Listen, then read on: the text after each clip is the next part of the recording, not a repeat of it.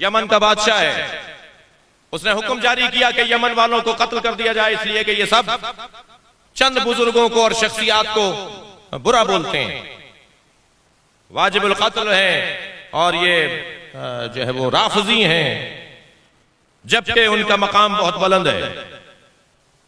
जी कहा गया जी फला फला फला फला फला फला फला लोगों को ये बुरा बोलते हैं, उनका मकाम बहुत बुलंद है। दलील क्या है कि उनका मकाम बुलंद है? किसी ने कहा जी दलील, कहने लगे देखो फला बाग के अंदर जो दरख्त अनार का लगा हुआ है, उसके अनार के ऊपर इनके नाम छपे हुए हैं, कुदरती तौर पर इनके नाम कंदा हुए हैं। अगर अल्लाह इनसे प्यार ना कर रहा होता, अगर अल्लाह के नजदीक इनका मकाम नहीं होता, तो ये दरख्त अनार के ऊपर इनके नाम लिखे हुए हैं। जी बुला लिया गया, मोहम्मदून सलासा, 3 मोहम्मद नामी हमारे मुज्तहिदीन उस वक्त में, बताओ जवाब दो। जाके देखा साहब अनार के ऊपर वाकई कुछ नाम लिखे हुए हैं, ये तो अल्लाह ने नाम लिख के भेज दिया अनारों पर, तुम इन्हें बुरा बोलते हो। इन्होंने कहा जी हमें 3 दिन चाहिए, हम 3 दिन के बाद आपको जवाब देंगे। 3 दिन इन्होंने रोजा रखा। मैं एक आरिफ की खिदमत में था, जब कोई बहुत बड़ी अजीम हाजत होती है तो उरफा का दस्तूर है कि वो रोजा रखकर दुआ मांगते हैं। मैंने एक बुजुर्ग से पूछा कि क्या फलसफा है कि रोजा रखकर दुआ मांगी जाती है? फरमाने लगे कि रोजा रखने से बदन में शुबहनाक ग़िज़ाएं ज़ाइल हो जाती हैं, तब दुआ कबूल होती है। सलवात पढ़ ले जरा मोहम्मद व आले मोहम्मद। जी बाज़ औक़ात हमारी दुआएं कबूल ना होने का एक वजह ये होती है जी असर ही नहीं हो रहा ज़बान के अंदर, तो वो बदन से ज़ाइल हो जाना चाहिए वो तमाम शुबहनाक ग़िज़ाएं।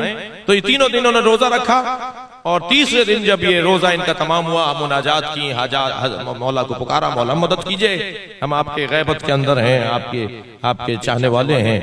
तो बहुत देर मुनाजात करते रहे, कोई रहनुमाई नहीं हुई, तो तीनों उठे के चलते हैं सहरा में, फिर इमाम से इस्तग़ाज़ा करते हैं कि सामने से एक मुसाफिर को आते हुए देखा, जिसका हुलिया इन्हें बता रहा था कि तवील सफर से लौटने वाला है। तो उसने सवारी से उतर के इनसे पूछा कि तुम परेशान लगते हो?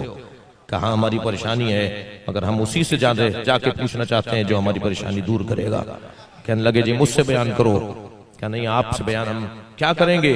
क्या नहीं बयान करने में कोई बात नहीं है और कोई ऐब नहीं है। और जब बयान किया गया तो उन्होंने कहा जाकर उनसे कह दो कि ये सारा जो दिखाया बताया गया है ये धोखा और फरेब है।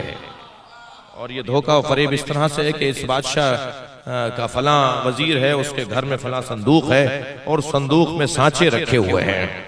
जब ये फल छोटा होता है तो उस पर ये सांचा चढ़ा देते हैं, जब उस पर नक्श आ जाता है नामों का तो सांचा उतार देते हैं। अब जब फल बड़ा होता है तो उन्हीं नामों के साथ बड़ा होता है, वो नाम इसी तरह बड़े होते चले जाते हैं। तो जाकर फला जगह, और ऐसे जब जाकर देखा गया तो वहां से संदूक में से वो सांचा निकला जी, जो चढ़ाया जाता था फलों के ऊपर, और इस तरह से। तो जब वो बता के जाने लगे तो उन्होंने कहा कि जी आप कौन हैं? कहने लगे मैं वही हूं जिन्हें तुम 3 दिन से पुकार रहे हो। तो मोहम्मदून सलासा ने आगे बढ़कर कहा कि आप तीसरे दिन आकर हमें क्यों बता रहे हैं? हम तो 3 दिन से आपको पुकार रहे थे। कहने लगे तुमने 3 दिन की मोहलत क्यों मांगी थी?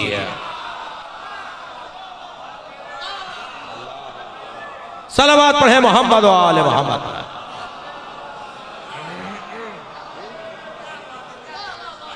तुमने अगर कहा होता कि 1 दिन चाहिए, हमें 1 लम्हा चाहिए, तुम्हारा खुद ईमान 3 दिन का था। तुम मुझे 3 दिन बाद चाहते थे, मैं 3 दिन बाद आ गया। सलावत पढ़ ले मोहम्मद व आले मोहम्मद।